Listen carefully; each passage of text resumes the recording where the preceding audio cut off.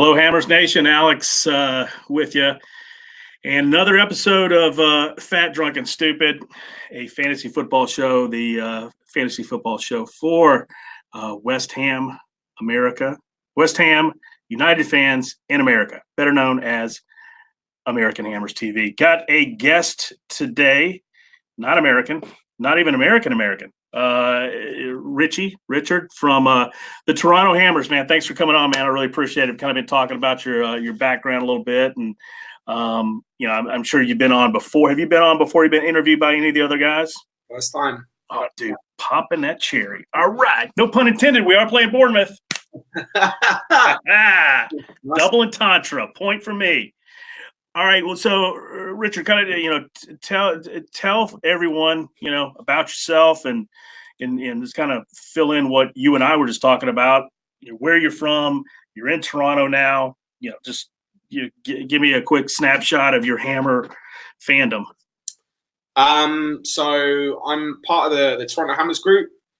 I'm from Essex originally. Been in Toronto now for about 4 years. Born and bred West Ham fan. Dad was a West Ham fan. Took me to my first match when I think I was about 6. Awesome. So I've got fond memories of Upton Park. Although I'm sure it's made some very nice apartments these days. But we've got a great group here in Toronto. Get up to about 45 guys on a match day. We meet up at the Dog and Bear pub in Toronto. Okay. On Queen Street. So if anyone's in the Greater Toronto area or ever visiting the city, then we'd love for you to swing by. We welcome a lot of the guys from different fan groups all over the US. So it's funny you bring that up, and we're talking off camera, so to speak, about that. Is that you've gone to other places and people are like, hey, come on in, man. It's in that camaraderie that you could really travel anywhere. I mean, I hate to use the word fraternity because it's so cliched, but that is really cool. Like, I really think that's really awesome. You said you guys were taking a trip to Chicago coming up. Yeah. So there's a good few of us in the group that travel quite a lot. Some for work, some just traveling around. So we've linked up a few times now with the Boston Hammers, the DC Irons. We've taken a kind of group trip to meet up with the guys in Nashville. Awesome. Okay.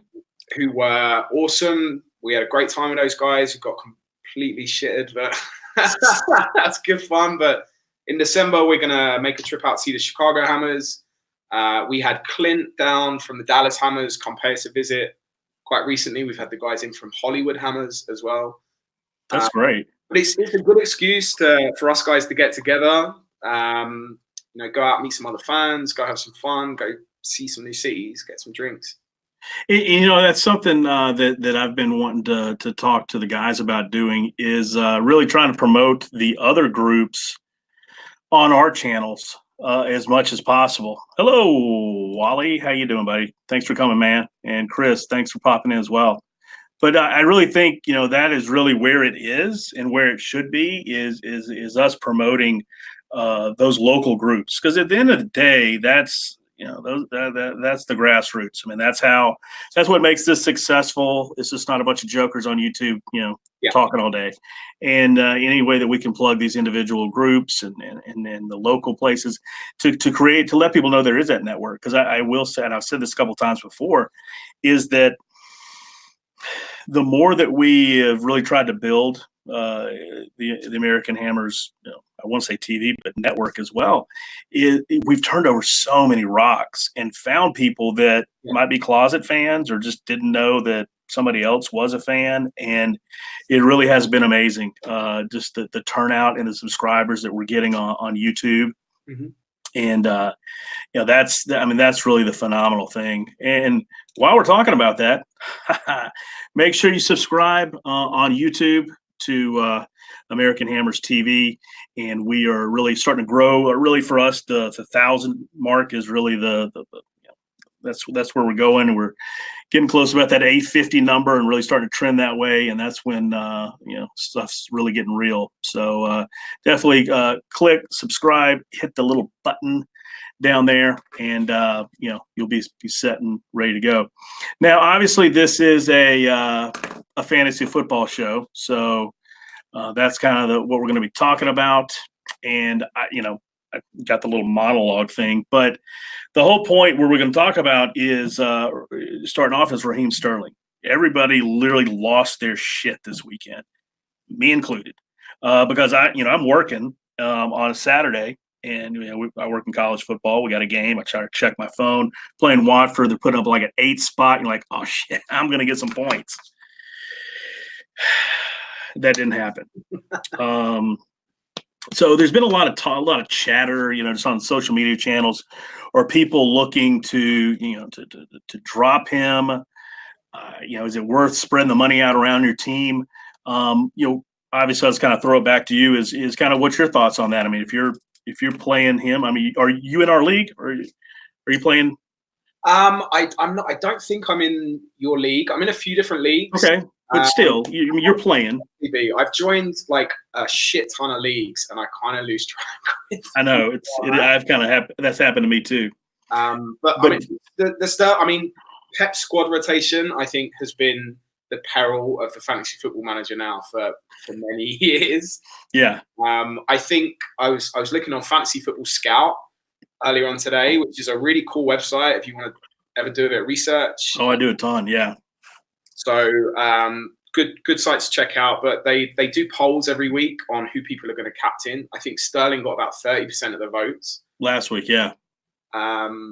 So I think he's the first name on the team sheet, regardless of squad rotation.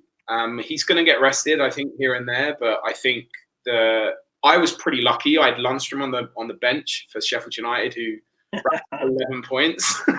So yes, he got subbed on me, so I wasn't too gutted. But I think if you've got like a fairly, maybe at least one decent player on the bench that can step in, then that squad rotation can ease up a bit. I don't know if you can see this. I pulled up some stuff. There's a really cool website. Let's see if I can pull this up. Stat Bomb. Have you ever heard of these guys? No. It is obviously they're stats and the kind of the stat nerd stuff. Let me see if I can pull this up.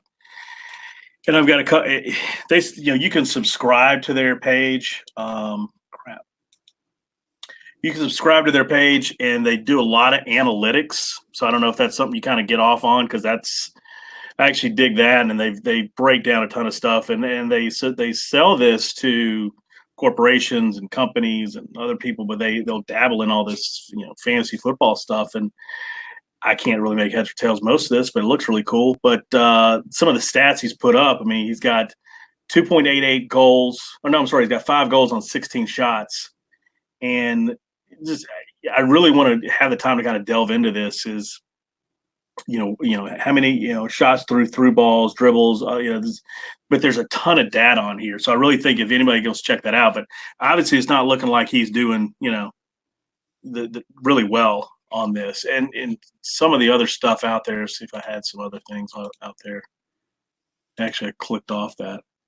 But yeah, I mean, I think he's a keeper. I really still do. I mean, a lot of people are kind of talking about should you really keep him? Is it worth it? I think he's going to get his in the end. I really do. I think he's going to get 20 goals. There's no question. What do you think? Yeah, I mean, he's. I still remember the sort of babyface Sterling of Liverpool. He's always had lightning pace, but he just never had that finished article. And Pep's just really brought that out of him, and he's become more of a poacher now. So if you looking back to the stats that you were pulling up there, some of his positioning, that's the centre forward's positioning. So for a still young, quick, kind of smaller guy, he's still playing poacher, and his finishing is utterly sublime. So I can't see a fantasy team without him in it that's going to compete, I think, in any league right now. Well, going to just, and actually it's something else we kind of do real quick, and we'll see if I can pull this up, is the team of the week, and we'll kind of go over this. If you had anybody from Manchester City, I think you killed it. Otamendi 15 points, Silva 19, De Bruyne 17, Mahrez 15, Silva 11. Jesus Christ! I think when you look at that, you're like, okay, which one of those is going to be a consistent point guy every week? De Bruyne, yes. I mean, De Bruyne is an interesting one because he was picked by very few people at the start of the season. A big reason for that is obviously that he spent most of last season injured. Correct. So he kind of fell off the radar a bit. I think when everyone's putting their team together at the start of the season, they're either dropping Sterling or Salah or both. Yeah. That's their big money midfield signing. And then De Bruyne is kind of by the wayside. But I think if he can stay fit all this season, he's going to be pretty pivotal to most of Man City's attacking play. Of the two Silvas, which one's the keeper? I think Bernardo's good value. I don't know if he's still good value after scoring a hat-trick on the weekend. I don't know how much his price has gone up. Yeah, I need to look at that. I think his did go up. He's a real dark horse. I think Bernardo Silva's a good sort of solid midfield City option if you don't want to blow all the budget on Sterling. I think De Bruyne is quite a lot more pricier than him as well. So I don't know how I made it work, but I actually have Salah and De Bruyne and Sterling. God damn. Okay. Nice. I probably should bring up I'm in 79th position. But after the wild card, I actually figured out a way to get all those. And I covered this on the last show. Everybody just kind of had this hard on for the premium defender. Yeah. And it hasn't come to fruition to the way that people thought it would come. I think everybody like tripled up on, the Liverpool guys. And really the only one that's really coming out from the value is TAA, and of the other two, we'll go back to this, team of the week. Lundstrom, he's making it, he's going to make a play. Everybody's getting him because he's playing midfield. Yeah. But he's registered as a defender. Cresswell, that's an anomaly. I don't really see that happening. Zinchenko, I had him and then I had to drop him because Otamendi came back. Yeah. So I need to pull this up again, like the list of defenders. And I kind of went through this last week, is that they're not panning out like they should. It's just not. It's just I don't know why, if it's people thought defense was going to be more attacking than it is this year. I think we're only 6 weeks in. So it's always difficult to tell at this stage of the season. I think a lot of the players that are racking up points now might not continue to do so for the rest of the season. I think Alexander-Arnold's probably the better option out of him and Robertson. I think he's a bit cheaper as well. But there's some other players that I think over the course of the season, Digne at Everton, who's a very attacking fullback. I just dropped him. I could not take it anymore. Yeah, I think over the course of the season he'll prove to be a high scorer. I think he'll probably be in the sort of top 7 or 8 scorers pretty easily. Yeah. But Everton are just, they're such an inconsistent card at the moment. I think Silva's probably going to go if he doesn't buck up his ideas pretty damn quickly. Yeah. He can't organise a defence to save his life. But Digne's, he's an attacking player like Pereira, Leicester as well. Yeah. Well, hey, I'm going to take just a second to talk about our sponsor here, Drinkware Design, drinkwaredesign.com. Make sure you go visit these guys making quality mugs here in America, Dallas area, and go to drinkwaredesign.com. You can brand your mug in any way, shape, form, or fashion you like. Could be the Dallas Hammers, could be the Toronto Hammers, or it could be American Hammers TV. So make sure you go by drinkwaredesign.com and check it out. Amazing products and a good sponsor of American Hammers TV. So there, you talk about something you were bringing up about, players and value, and there was an interesting stat I wanted to show you that I found. You're talking about going through like websites and trying to find stuff. This is one that I found that was very interesting. It's called FPLKER now. I don't know. And see if I can pull this up. This was, obviously that doesn't help me explain what it is. This was the points against so far this season. So, and the way that I interpreted this was, if you had a defender playing Man City, he didn't get any points. I could have told you that. Well, I know, but I mean, that was really my key to figuring out kind of what this was. And I actually used this data to try to pick my teams this week and at least try to apply some kind of metrics to it. And I don't know if it works out. I mean, but if you actually kind of go down the line and really start crunching the numbers, it's actually kind of fascinating.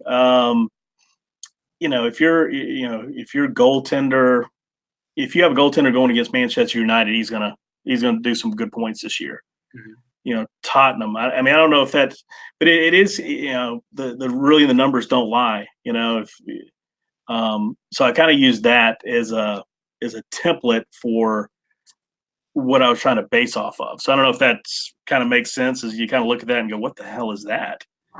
But it seemed interesting. I don't know if you got any comments on that or. Yeah, I mean, I think it's helpful for sure. It's obviously going to sort of chop and change depending on the run of games. Oh yeah, I mean, it's going to change. It's going to be very fluid. There's one particular part of, so it's fantasyfootballscout.co.uk. They have a tool on there called the season ticker, and it maps out every team's next 5 games and does it in like a kind of traffic light kind of fashion. So if they've got an easy run, there'll be like a whole bunch of green. Yeah. A trickier run, it's like a green, yellow, green.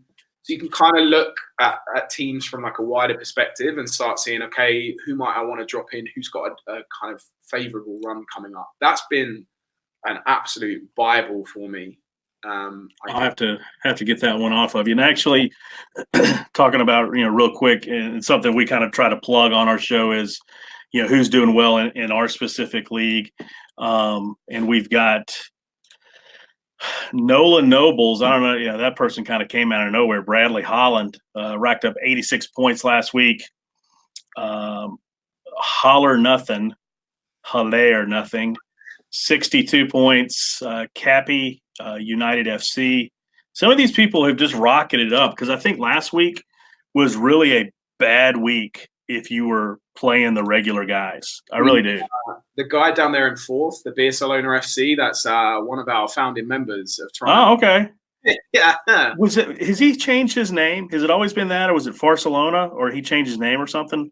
Possibly. I don't know. I thought that name was hilarious. I mean, that one too. And what I want to do is we'll go through a couple of these standard things, and then I'd like to just kind of get into the games and kind of talk about that.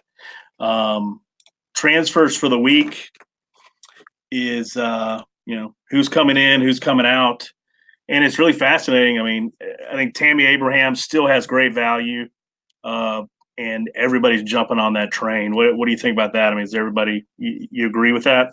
Yeah, I mean, he's Chelsea's starting number 9 pretty much every week for sub 10 million. So yeah, superb value. I can only see that price going up pretty rapidly.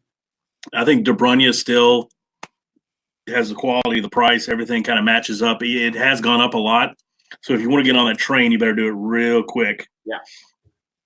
Otamendi, I don't know. I don't know if I can just buy off on that one, that it's going to, be a consistent thing. The Mason Mount thing and Lundstrom, I'm really surprised more people haven't jumped on that by now. Mm-hmm. Transfers out. Kind of what we talked about Sterling. Everybody's jumping off that train. And a lot, I mean, to your point and what you just said, is a lot of people are like, no, just wait it out. It's going to happen. Rashford, everybody dropped him. What do you think about Mason Underwood? You think he's going to get a start this week? I mean, cupboard's pretty bare. Yeah, they're pretty much without Greenwood. They have no fit strikers. I heard someone say the other day that Solskjaer is the only fit striker in Old Trafford right now. That's actually pretty good. But yeah, I mean, he's got to. I mean, what else are they going to do? Stick Jesse Lingard up front? I mean, the guy's probably the most overrated midfielder in the Premier League anyway. So they're pretty screwed right now, I think, without Rashford. Who we talked about, Luca Digne, Zinchenko, Wan-Bissaka, rounding out the top five that are hitting the road. Yeah. So Manchester, are people overreacting on the Manchester United stuff? No, they're in a complete turmoil. Yeah, I mean it is. I mean it's almost like fun drama to watch.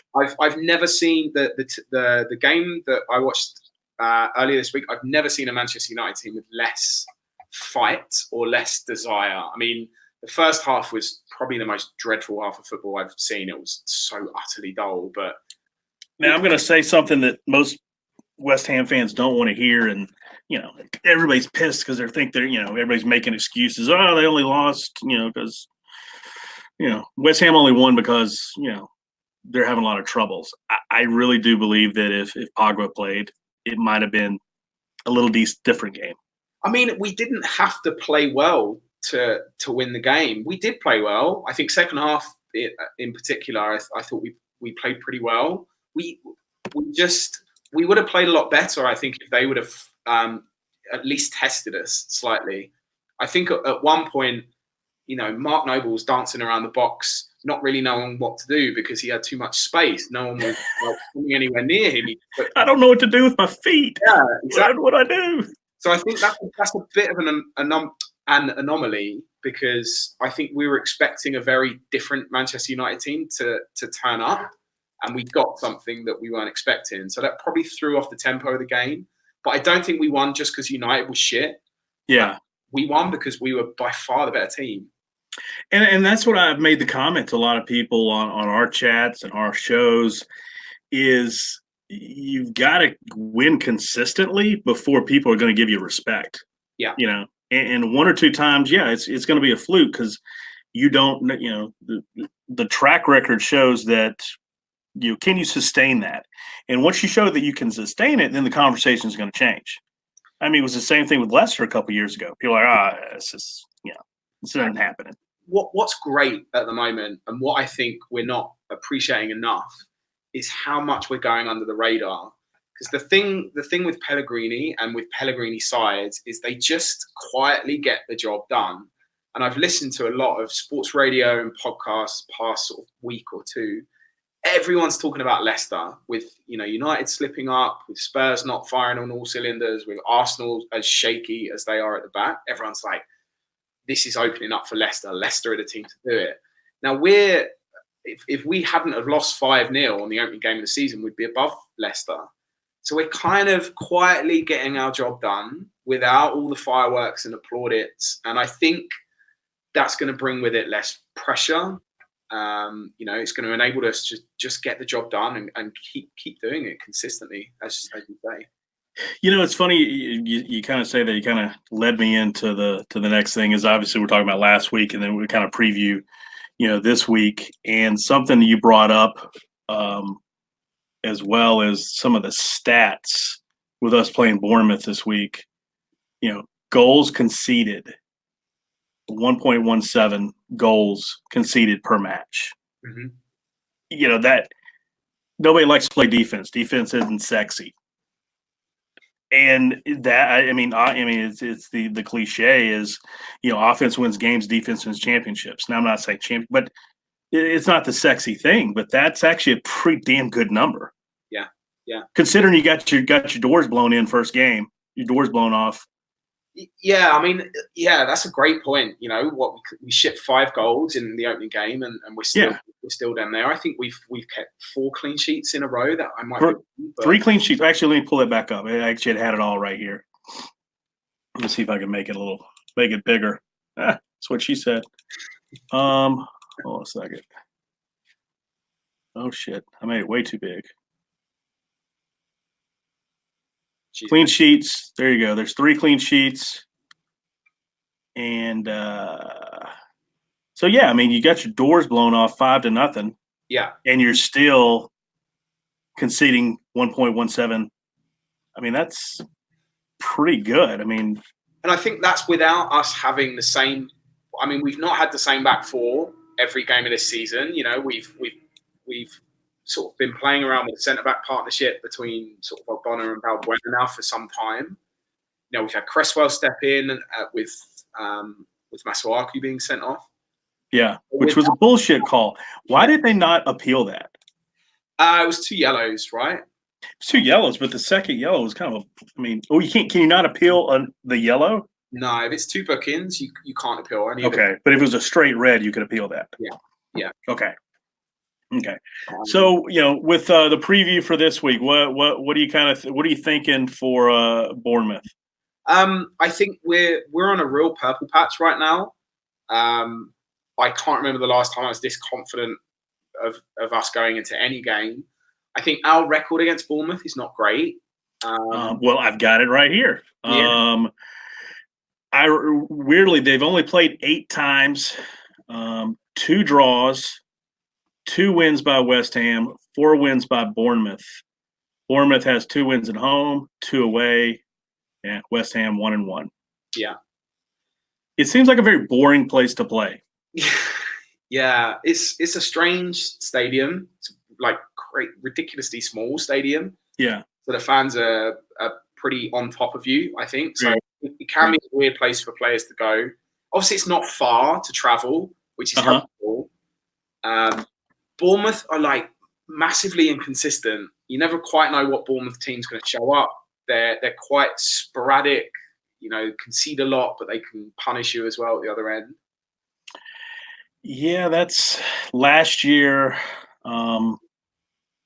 In January, Bournemouth won 2-0 at London Stadium, and then January 18th, 2-1 Bournemouth at London. No, I'm sorry. Yeah, at London Stadium, 1-1, 3-3, 3-2. See if I can pull this back up real quick. As far as the form right now, and I've asked this to everybody that's kind of come on the show because a lot of people were like, Bournemouth strikers, midfielders, they really put up serious points. Is that ship starting to, or are they starting to kind of rectify it? I mean, 3 goals the last 2 games. Yeah, I mean, Wilson's been. I think he scored almost every game this season. In terms of fantasy standpoints, from a fantasy management point of view, he's a good bet. I think he's pretty expensive though now for a team like Bournemouth. Yeah, but he's got some good attacking players around him. I think I personally started off the season with Ryan Fraser on the wing. I did as well. Who really hasn't kind of shown himself at all this season in terms of racking up any significant points. But Wilson's a great bet, I think, for long term. He's going to start every week. They're going to play a lot of teams that they're going to beat. Hopefully West Ham aren't one of them, but I expect him to score. I'd be very surprised if he doesn't score against us on Sunday. I would as well. Let's go through the games here and see what we got. Kind of get your take on a couple of things, and really what we want to try to do is just obviously you can talk about it from a fan standpoint, but just to say, okay, where are the points coming from? What's your take on a couple of things, and see if I can get that. I do have a lot bigger. That's a lot better than it was last week. All right. Here we go. Sheffield United, Liverpool. How ugly is that going to be? I mean, that's a really tough game to call. I mean, Sheffield United have been probably one of the biggest surprise packages, I think, so far this season. I think defensively, they've been incredible, but whether or not that's going to hold up against probably the best front three in Europe, I doubt it. I don't think Liverpool run away with this at all. I think they'll win by a 1 or possibly 2 goal margin, but I can't see Liverpool running away with this. I think Sheffield United will make it hard for them. I'm going to say Liverpool wins 3-1, and Salah has a goal. Mane has a goal. I'll go 2-1 Liverpool. I expect their wing backs to play a big part in this, lifting the ball over those back three. So I reckon 2-1 Liverpool. I reckon 2 assists for Alexander-Arnold. Ooh, I like that. All right, we covered Bournemouth, West Ham, Aston Villa, Burnley. I mean, Aston Villa, man, I think I think they've got a lot of talent on the team. They got a lot of talent in that team. A lot of them have met each other for the first time about 7 or 8 weeks ago. Yeah. So they're not very consistent. Burnley, hard team to call, probably not that great on the road. I can see a low-scoring game, but I'd probably I'm going to go 1-0 Villa. Who gets the 1? Villa gets the 1. 1-0. No. Is it McGinn? I think Grealish will probably just manage to break through that Burnley defence. So I could see a Grealish goal there. I'm going to say 2-1 Burnley. And the reason why is because I think Aston Villa always blows it at the end for some reason, the consistency. I mean, how many games have we seen where they couldn't close it at the end? Yeah. Or either they got screwed or something to that effect. Chelsea, Brighton. Chelsea can't defend for shit, but Brighton can't seem to be able to score at the moment. I could see this being. I think this may be if they manage to keep Brighton out. I think it may be their first clean sheet of the season. I don't know. I might be wrong, but I think Chelsea will walk away with this. I could see 3-0 Chelsea. Okay, I got an excellent question for you. Somebody who is from England, obviously not American. Christian Pulisic, is he really worth it? I mean, is he getting the shaft, or does he have the talent to play? I don't know. I mean, I didn't see much of him when he was in the Bundesliga. I haven't seen enough of him this season. I don't think anyone has. He looked great in pre-season. Yeah. Really outstandingly good. He just doesn't seem to be able to get a stable run out in the team. And he'll need that to settle in and to get used to the pace of the Premier League. And that's why I don't understand why he went there. I mean, he could have gone any other place. I mean, I think they offered him a good amount of money. Yeah. The transfer fee. I mean, at the time when he was playing for Dortmund, he was on the bench. You know, Jadon Sancho was starting every week. I have a feeling, and I heard this being talked about when he was signed last season, that Abramovich saw an opportunity to gain a much bigger fan base in the US for Chelsea. Obviously, there's 350 million people in the US with a lot of spending power. So there's some people that kind of said it was just as much of a commercial deal as it was for anything. Just a marketing play. Yeah, but I guess that's one opinion. He's also a very good footballer who I think. I think he's going to have to get a run eventually. I think he's got the speed to keep up with everybody on that team. Yeah, and I don't see why they can't find a place for him on that squad. Crystal Palace, Norwich. Somebody said the other day, Crystal Palace at home are shit. Yeah, I take out at home, and you're still right. Would you agree with that? I think just Crystal Palace they're quite shit at the moment. The weekend just gone. They're starting Jordan Ayew as their number 9. I mean, I know he's had a couple of bright spells this season, but if you're a Premier League team pushing for mid-table, that's not a good sign. I think Crystal Palace are a dull team that will try and shut the game down. But Norwich look Norwich are great at the moment. You know, they've got great fluidity. They're comfortable on the ball.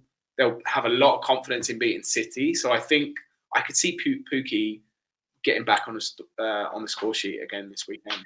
Yeah, I mean, you look at Crystal Palace. You know, they had the 1-0 loss to Sheffield. Man United, I'm not going to count that because we're seeing, you know, who Man United was or is. Yeah. Aston Villa, and then you get, you know, get taken behind the woodshed by the Spurs, 4-0, and then Wolves are just dreadful, and you couldn't, you know, put up a point against, you know, you take 1 point against them. Yeah. At home, no less.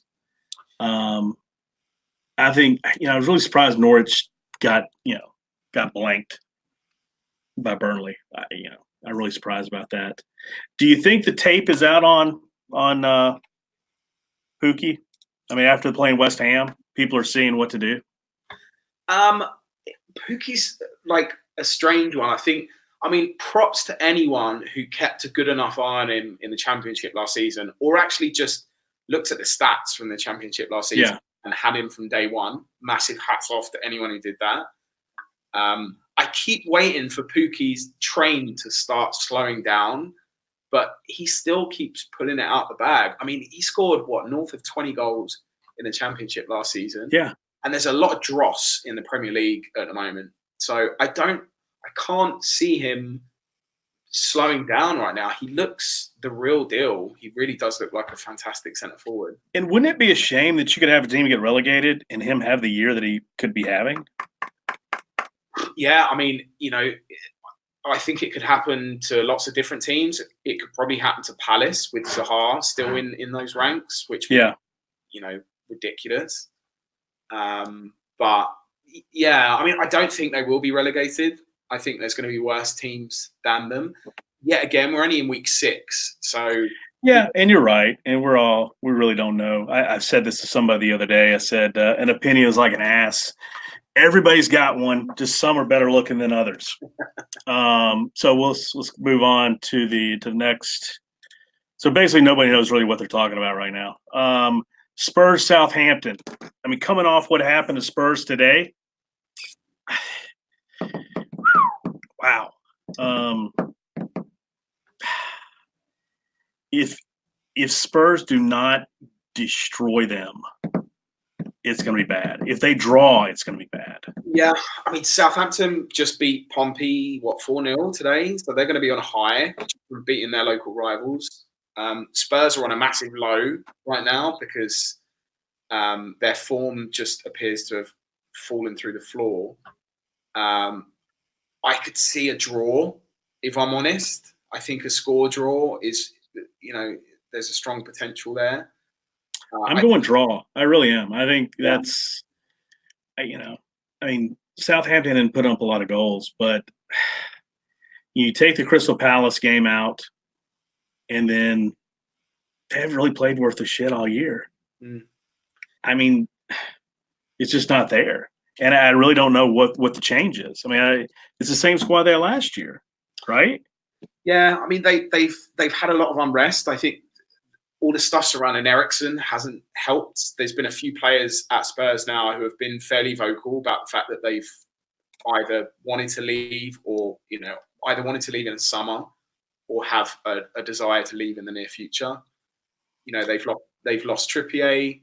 Danny Rose was kind of trying to be pushed out of the club, essentially. So there's a fair amount of unrest there. Obviously, you know, new stadium, you know, new facilities. So there's a lot. I think there is a lot more change than it appears on the surface. What I was going to say, obviously, you can make an argument against me, but I mean, is there a Champions League kind of hangover? I mean, it wouldn't apply to you know, Liverpool, but is there a little hangover there? I mean, possibly. I mean, they really didn't make a good account of themselves in the final. I think the disappointment of that from the players' point of view is not to be underestimated. That's where you need a manager like Pep, you know, who can pick a team up from something like that. And I don't know if, if I see that in Poch. I know we only see him in press conferences and stuff like that, but he doesn't seem to have the spunk that Pep has, for want of a better word. And all this stuff that's been coming out in the press, you know, saying I'm more of a coach than I am a manager. I think he's a bit downbeat at the moment. And when the manager's not enjoying his job, like any job, everyone else starts to feel it. So starts from the top down. There's no doubt about that. I think Spurs win, but I don't think it's convincing fashion, and there'll still be questions asked. Yeah, I think that's fair, for sure. Wolves, Watford. Wow. The clash of the shitans. Yeah, and that is a toilet bowl if I've ever heard one. Wow. I don't know. I think I'm going to give it to Wolves. I don't think Mia Khalifa can pull Watford out of this one, you know. And she's never pulled out. So that's true. West Ham, well, right? Whoa! What? What'd you say? Right? She's West Ham. You know that? No. You haven't heard the whole thing about it is that she was at the Watford match and like just slamming a beer and she had a jersey on and she was like, yeah. And West Ham fans lost their shit. And we're just like, how dare you? Like, how dare you go see somebody else? And that just made a huge to do about it. And she said, look, man, it's just business. Like, she's trying to brand herself as a sports pundit or, a fan about, everything. And so she, kind of donned the other colors and, to each their own, I guess, We got cheated on by a porn star. There's better porn stars out there, man. There are some loyal ones. Everton, Man City. I mean, that's a Man City win all over. Everton cannot set themselves up defensively. City have just banged in 8 goals on the weekend. They just scored, I think, 4 as well today. And Sterling got one. Yeah. I think that the 250,000 people that just dropped Sterling from their fantasy teams are going to be regretting that decision pretty quickly when it comes around to this game. Yeah, I'm going to say Man City 4-1. Yeah, good shout. I think you're going to see what you saw last week, just not as bad. Mm-hmm. Leicester, Newcastle, Sunday. That's a Leicester win for me, I think.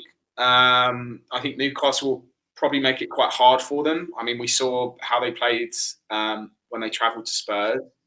I think Leicester have just got too much quality. And, I mean, Newcastle have a championship squad at best. But I reckon I can see Maddison knocking in a couple against Newcastle. He's on a ride of confidence right now.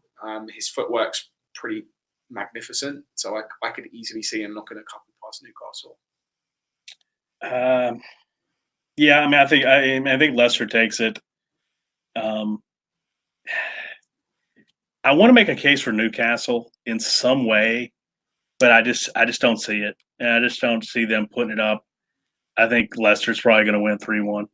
Yeah, and let's go to what some people have dubbed the El Sacco. Let's pull that one up here. Hold a second. Loading more content. That's me. Where'd it go? That's being targeted at us right now. Do what? I think that's us talking about Mia Khalifa. It's going to target us with some special content. Oh no, I can't. I'm at work. I can't have that.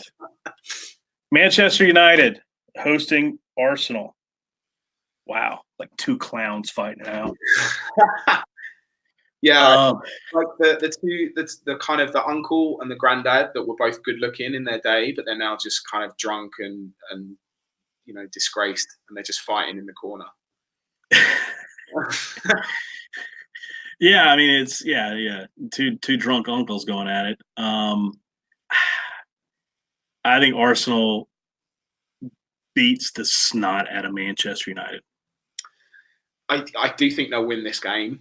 I mean, Arsenal concede every game, but Man United don't have any fit strikers right now, apart from some kid from the youth academy. Yeah, I mean if you're getting in a street fight and you're going throwing haymakers at each other, which one of those guys you taking? It's pretty Uh, simple. yeah, I mean, you know, yeah, I think I'm gonna say Arsenal. Being that it's Manchester at Manchester, I'm gonna say Arsenal wins 3-2. What do you think? I mean, I don't know where United are going to get 2 goals from. Um, I think 2 goals? Are you high, man? unless the Hayers found his scoring boots, I don't really see how they're going to bang him in. But I just got called out for saying somebody would score 2 goals. No, I do think Arsenal concede. I reckon they'll put a few past that United defence. So I'd go 3-1 Arsenal. I think Aubameyang's a good captain. Yes, I would agree with that. I would agree with that.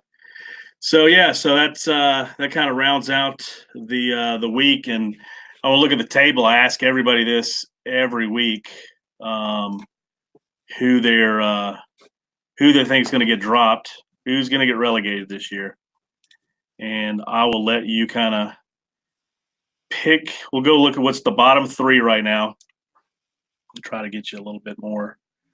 Who do you think of those 3 teams? And we're going to wrap this up. The bottom 3 teams, who is going to get relegated? Who's not going to get relegated? I think. Who stays? I think Watford are the only team in that bottom 3 that I think will be relegated. I think Villa will scrape it. I think Wolves will come good. Their squad is too good to not come around. Are they still in Europa League? Yeah. I mean that's where I think that's why their form's been suffering so much. That happened to Burnley last year. Yeah, Wolves have got a squad that could obviously go a lot further than Burnley. I think what they're doing is probably what every fan would want. You break your balls trying to get into the Europe spots. So focus on Europe. You're not going to get relegated. They will come good. There's going to be worse teams than them. So I applaud them. Put your efforts into what you've worked so hard to achieve last season, and the league form will come. Got a couple of people in the chat. Wally.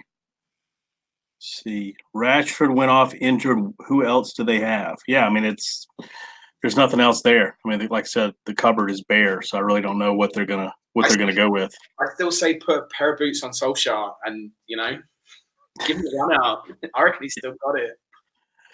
Yeah, there's some old NFL channel. I want to go back to this, but there's old NFL channel commercials, and they were doing the draft, and they had Jerry Rice, and he had like an afro, and they called him Jerry Rice Cakes. He re-entered the draft under another name, like a fake name. And then they had like Deion Sanders, who had a fake name, and he re-entered the draft as an old man. And that's probably what they're going to have to do to Solskjaer, is just find a way to put him in. Solskjaer. Those you buy those plastic glasses with the nose and the moustache. Yeah. Stick one on. Exactly. So of those bottom 3, you said Villa and Wolves get out. Who replaces them? I think Newcastle and Brighton replace them. I would agree. Brighton, I just don't see it.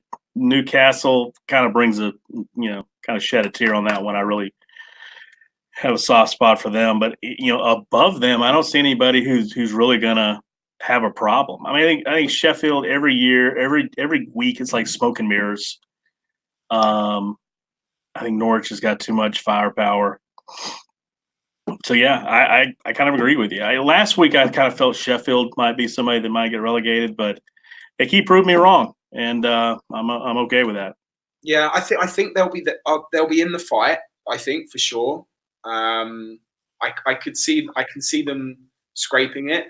Then again, Brighton have made a couple of good signings, so they may come good as well. I think Newcastle, I'm quite confident will go. Watford, based on just the complete shit show that is their club at the moment, Yeah, I'd be impressed if they could turn that around.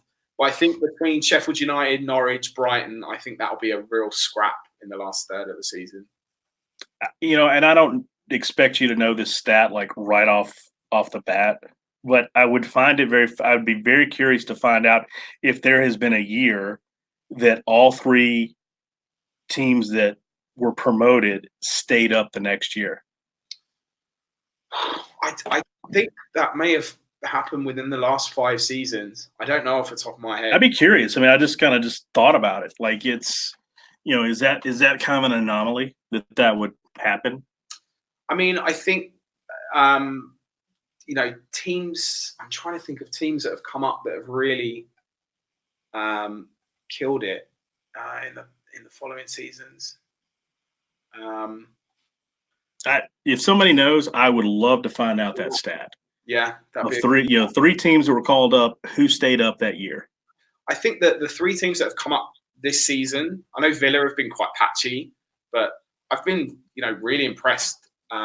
Norwich and Sheffield have made the league pretty fun, I think. Yeah, I would say so. Yeah, they've been great to watch. They play some great football, so it's really good to see those kind of teams come up into the Premier League. Well, I think the thing that's more exciting about those teams is that they dance with it. They're going to dance. Something my dad say. They're going to dance with the girl they brought.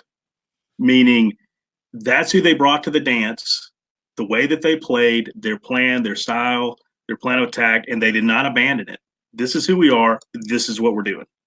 And they had the balls to do that against Man City. Exactly. And that's some serious balls. Yeah.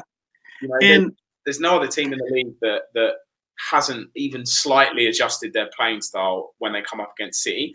And fair play to them, like really. Yeah. And again, you said it earlier. I mean, with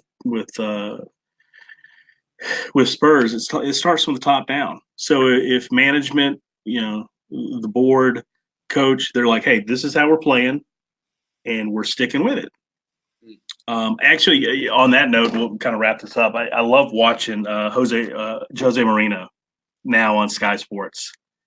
I used to think he was such a prick, but now watching him is actually, I really enjoy watching him. And they asked him about Manchester United and talking about the youth movement and Chelsea and all these players doing that. And he said, I wish I could do the impersonation of him. But basically he said, as long as you have a direction and everybody is comfortable with that direction, it's okay.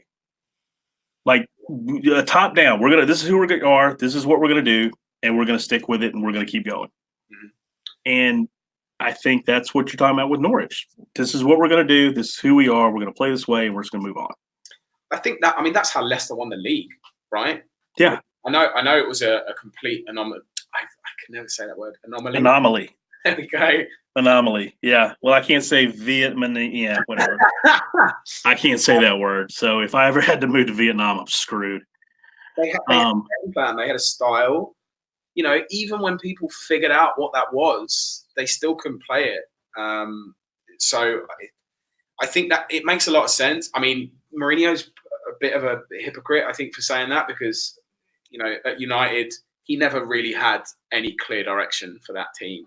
So I think for him to come and say that now with Man United in the state they're in, fuck that guy, man. Like, seriously. Like, fair enough. Like, during his heyday at Chelsea, okay, he had a good direction for that team. But stepping into United, he gave that team no direction. I think that the thing that I've enjoyed from Mourinho most in the past sort of 7 or 8 weeks is when he came out and he said Man City's bench could still push for Champions League. I did see that. That was actually pretty funny. Their B team could, be challenging for Europe, which I think I really need to work on. I just need to go home and stare in the mirror and start working on impersonations of him, because it's so it's almost like he's asleep, like he's on NyQuil. Yeah. And he's just, it's I'm about to get on that one. So yeah, so your three guys you're dropping are going to be Newcastle, Brighton Hove Albion, and Watford. That sounds. I could get on that. I could see that happening.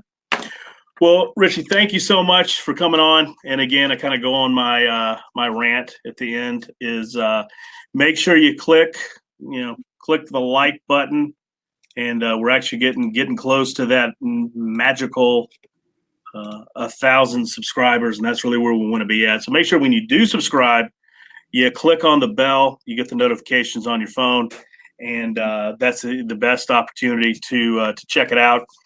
And again, something that I'm going to talk to the guys about is really trying to promote these local groups on our channels as much as possible. So, if you guys are out at a pub, if you guys have any kind of communication, I don't know if you guys do internal communication, or you guys just chat and say, hey, we're going to go to this place. But if you guys do any kind of marketing, give it to us, man. Let us know, because I think that's where it's at for us to grow, is to have that groundswell of support and people like yourself coming on. And, I know you're a busy guy flying all over the place, but we'd love to have you back again. Been great. I like to just get somebody who's, English. And then, I mean, I'm not trying to be funny, but, obviously, very knowledgeable, knows the stuff, but the time difference, it is impossible to get anybody from England, because it's what? I mean, you probably call your parents over there. Like, what is it? 2 a.m? Yeah, it's 2:30 a.m. Right? Yeah. So it is relatively impossible to get anybody on the show, not unless they're, just a night owl, or, just doesn't work out. So at least for the weekdays for us. Weekends are great, but weekdays are tough. But thank you again. Shout out to Toronto Hammers. Thank you guys for doing what you do. And we'll go ahead and check out. So Bournemouth this weekend. Check it out, man. Come on, you Irons. Thanks, man. Come on, you Irons.